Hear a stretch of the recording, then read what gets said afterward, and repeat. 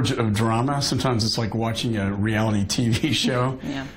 But having said that, I do think I look at it from the lens of national security. I do think he's put together a very good national security team. To Saudi Arabia, then to Israel to meet with Prime Minister Netanyahu, and then the Pope at the Vatican was symbolic of the three major religions working together to confront this radical Islamist terror that we saw in Manchester just recently, and that that threat is ever present. And it's I hope all this other stuff doesn't overshadow, I think, some of the good work we saw come out of that trip. Well, and I want to get to Manchester in just a little bit, but on the Russia investigation, you recently said the White House leaks are overshadowing all of the good work President Trump is trying to accomplish. And I think you were referring to that overseas trip. But what about the investigation, moving forward with it, kind of what we heard from Trump? He's reiterating, even last night, today, that it is a witch hunt. I think the leaks have caused a lot of distractions and problems for the administration. This investigation, though, has to be done. I fully supported the appointment of Bob Mueller as special counsel to investigate all these allegations that are out there. I think he's the perfect man to be doing this. I worked with Bob Mueller in the Justice Department. He has a lot of integrity, respect. He's not political.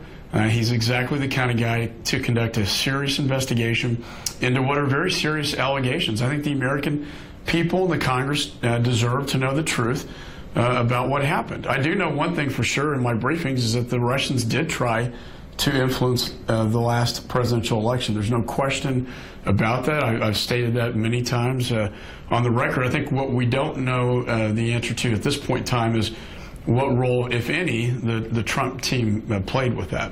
How do you think the Trump administration is handling it right now? Yeah, they get very defensive, and I don't believe in defend yourself on by tweets. My staff doesn't allow me to use a Twitter account. But having said that, look, I think we have a lot on our plate. We have an opportunity in front of us to reform health care, to reform our tax code, which is in desperate need to help create jobs and strengthen the economy. And then from my perspective, border security and taking measures to protect America from terrorists. With the recent attacks in Manchester, and as the chair of the House Homeland Security Committee, what can you tell Americans? Yeah, I think, look, I think the FBI and local police do a great job, and Homeland Security officials, but 9 times out of 10, it's going to be the person on the street seeing this, or the person at the mosque. This individual in Manchester had problems at his mosque, and I don't like the Boston bombers, and we didn't know about that. This is a little different case. This is not one of these lone wolf cases of someone just radicalizing over the internet. This involves someone who had traveled to Libya, was the son of a Libyan refugee. There was clearly a network in place, a cell of many other actors involved. They've had 14 arrests in this case. So this is not some isolated little event. And I'm afraid that Europe particularly is going to see more and more of these events as we squeeze the caliphate in Iraq and Syria and we gain momentum against ISIS. We'll see the foreign fighters returning to their homeland where they can then perpetrate more attacks. We are in the season of Ramadan, which is of grave concern. When we look at the messages coming out of Raqqa, Syria, it's not to come to Syria, but attack where you are, attacking your backyard. On health care, you voted for the revised version of the GOP, the House health care plan, and the CBO scored it as increasing the number of uninsured by more than 23 million people by 2026. Do you think this was done too quickly? We had to get on this. I think if we did nothing, one thing was certain: Obamacare was going to collapse under its own weight. Premiums were going up, skyrocketing. The deductibles were going up. The choices were going down. And we had to take action. It's now in the Senate's hands.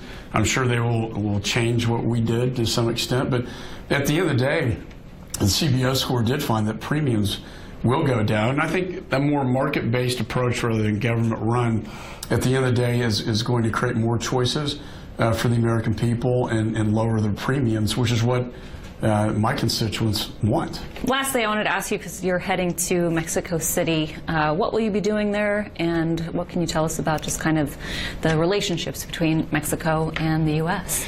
Well, I chair the U.S. and Mexico congressional delegation, so I'll be leading a team, a delegation of United States congressmen and women down to Mexico City to meet with members of the Mexican Congress to talk about three major issues. One, excuse me, NAFTA. Two, the border and security issues. And three, energy issues. They had Pemex reform down there. These are all very, very important issues. And my overall tone is to reassure them that we don't see Mexico as an enemy, but rather a friend and neighbor to the south. They're in Texas. They're our largest trading partner. So our economies are intertwined. And I think it's important we send that message to them at a time when the rhetoric can be somewhat inflammatory towards Mexico. Do we have security issues with them? Of course. But we need to work with them and cooperate and partner with them in terms of stopping the threats that we see south of the border.